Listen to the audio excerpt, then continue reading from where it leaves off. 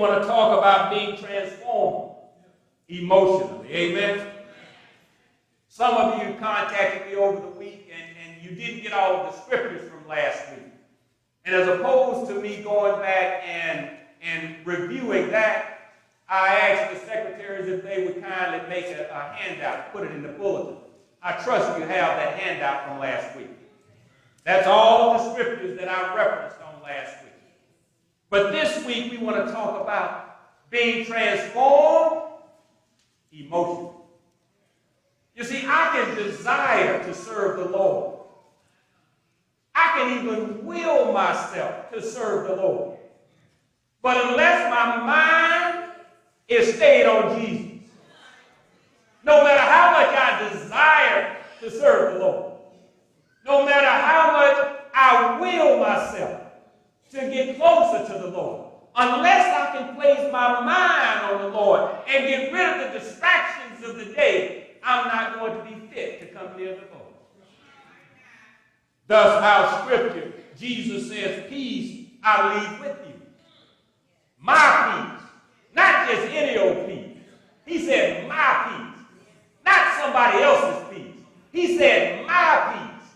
He made it personal for me when I read this. He said, my peace do I leave with you. I'm not leaving it with anybody else. He said, my peace, Reverend Boykin, I'm leaving with you. That's the peace that helps you to put aside all the distractions. Put aside all the worry. Put aside the loss from bereavement. Put aside the aches and pains of the body. Put aside the financial difficulties and woes that you may be experiencing. Put aside the broken relationships. That's the peace that allows me to put aside a co-worker or a friend who have turned their back on me. That's the peace that allows me to put aside a family member who may have hurt me intentionally or unintentionally. That's the peace that allows me to stand in the middle of a storm and to declare, for God I live, and for God I'm willing to die. That's the peace that allows you to feel just so warm inside. When you walk outside the door and it's 29 degrees and the wind is howling at 15 to 20 miles an hour, but yet your mind is stayed on the Lord, and your circumstances, those things around you, they take second place. That's the peace that when everything and everybody on this side of heaven have forsaken you, that's the peace that will comfort you and will give you the strength to just hold on a little while longer. Nehemiah declared in Nehemiah 8 and 10, he said, the joy of the Lord is your strength.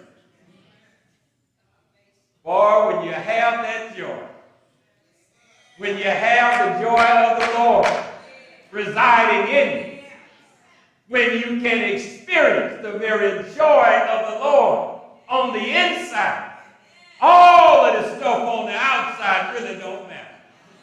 When you have the joy of the Lord, you can go into a courtroom when the attorney tells you there's no way this is going to happen. And you can have prayer on the outside. And you can go back on the inside. And lo and behold, what you prayed for begins to manifest itself. When you have joy on the inside, that joy of the Lord that strengthens you, you can hear the doctor say, oh, you can go ahead and put him in the hospital now. He's not going to get any better. Not only is his body failing, but his mind is going too. When you have the joy of the Lord, you can look that opinion in the face and say, devil, you a lie. For I believe that the Lord has the last say. For he is the great healer. When you have the joy of the Lord, when you have that peace that surpasses all understanding, you have a solid rock on which you can stand, and nothing or nobody can move you from that place. When you have the joy of the Lord,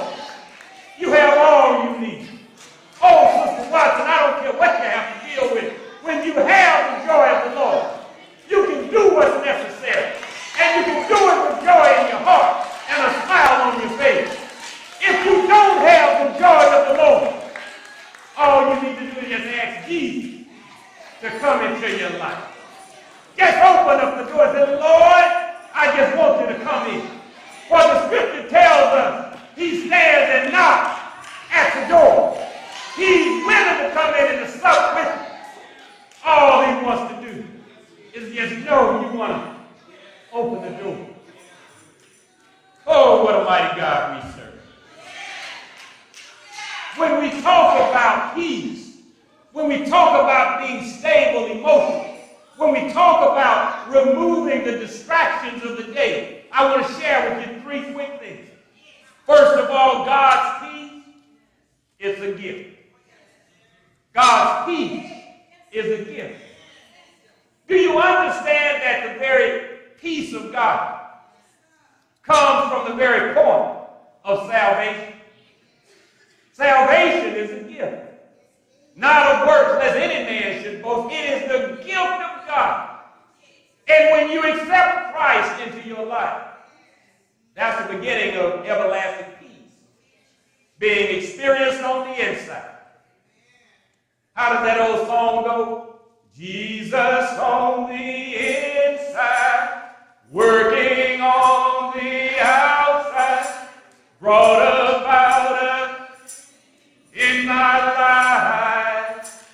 Jesus on the inside, working on the outside, brought about a change in my life. Jesus on the inside, working on the outside, brought about a change in my life. Oh, what a change in my life. That's a song I learned about the age of these young kids we had up here. It's songs like that speaks to your soul during times of trouble. It's songs like that can give you a little encouragement when there's nobody else around to encourage you. You see, God's peace is a free gift. You don't have to do anything to get it. There's nothing you can do to maintain it because it comes from Him. Jesus declared in our scripture, He says, my peace I leave with you. My peace I give to you. You don't work for it. You can't earn it. You're not able to psych yourself up to make it work in your life or to receive it. You can't really try hard enough to where you can just put it in a bottle and keep it for yourself like any other gift. It comes free. The moment that you try to pay God for the gift that He has given you is a moment it's no longer a gift. Just accept the gift of peace through peace Himself, Jesus Christ, and you'll have all you need to put aside the ways of the world. The second thing that I want to share with you is that God's peace is not dependent upon your circumstances. To the contrary, God's peace overcomes your circumstances. God's peace will help you when you lose that loved one. And when you look around and you just have a good, honest conversation with the Lord, you tell the Lord, Lord, you know I can't go on without my mother. I told you before you took her, don't take my mother before you take me. Because that's my best friend. That's the only person who I know loves me unconditionally. Lord, I don't know what I'm going to do. But then His peace begins to resonate within your soul. His peace begins to radiate outside of your being. His peace begins to transform your mind into understanding that He's always been with you. That He knows best for you. That maybe your mother has suffered long enough, son, and it was time for me to give her some rest. But for you, I have a different thing in place. But for you, I will sustain you. You won't sustain yourself. But for you, I will place your feet on a solid rock. But for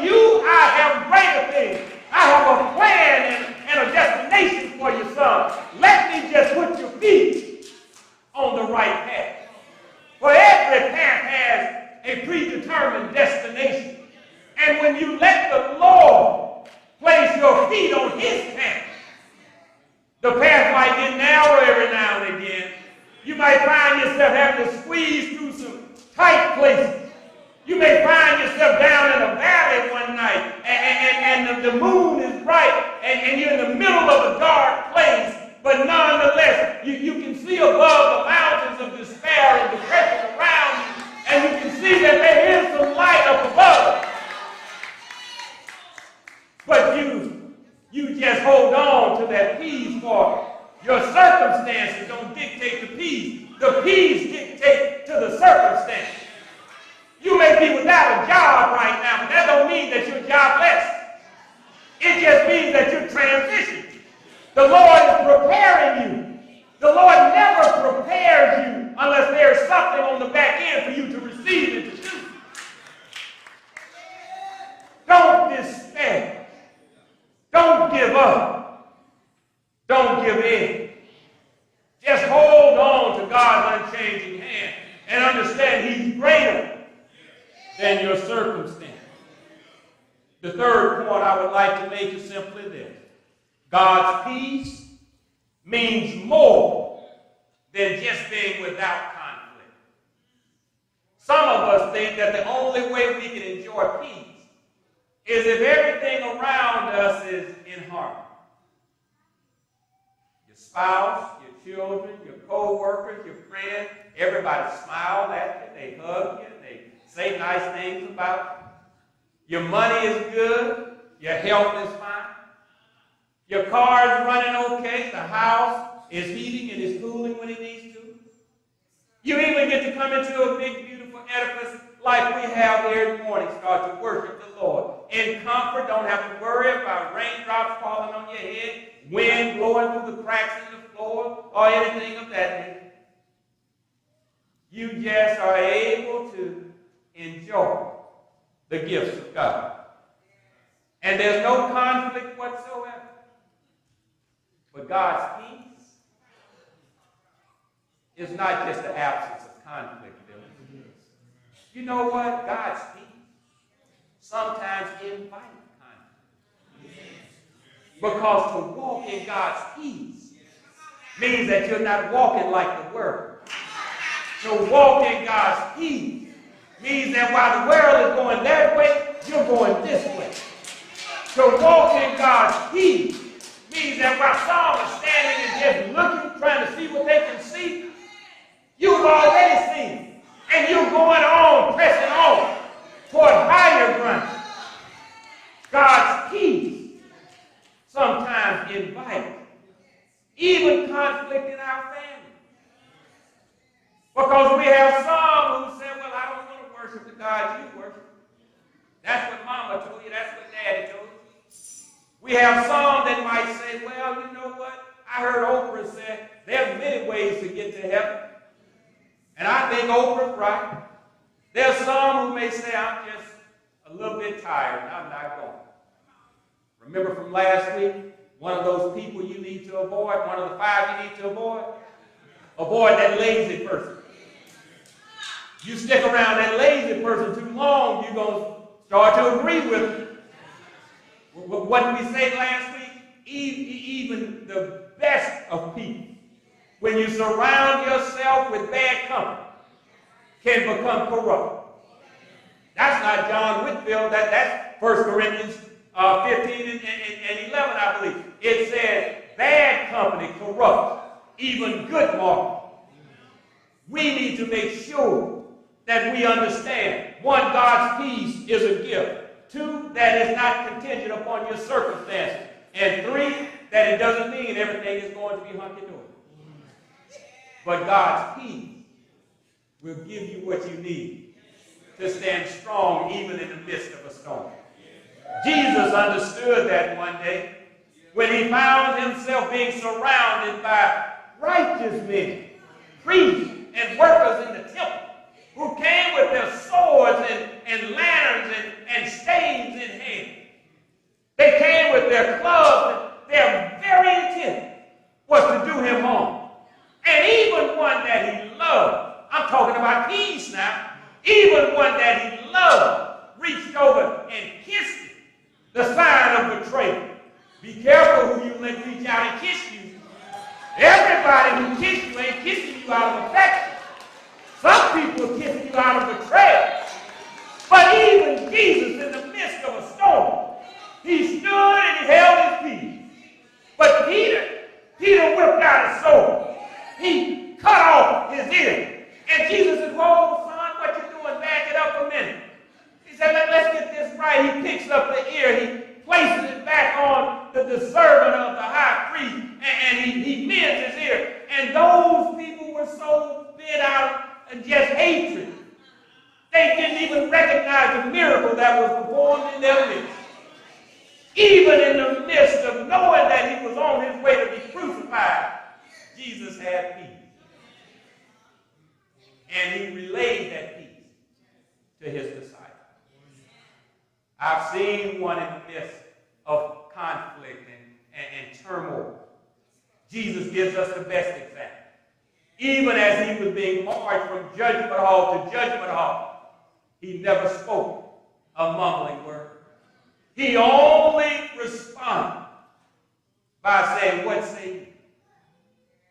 He even was able to convince those who were to condemn him that he had no fault in it.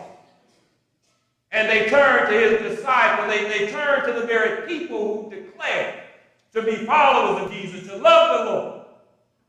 And they said, "Crucify him." Even as he was struggling to carry his cross and having been beat with the cat of nine tails, and many of us, we have this understanding that Jesus was only beat 39 times because that was the law of the Jews. But Jesus weren't beat by Jews. Jesus was beat by Romans. Then Jesus was beat and beat and beat, and I don't believe they stopped at 39. I believe they continued to beat him and beat him and beat him until the scripture said his flesh just lay open. But yet, he was at peace. He was at peace. As they hung him on that cross, he had the power to come down.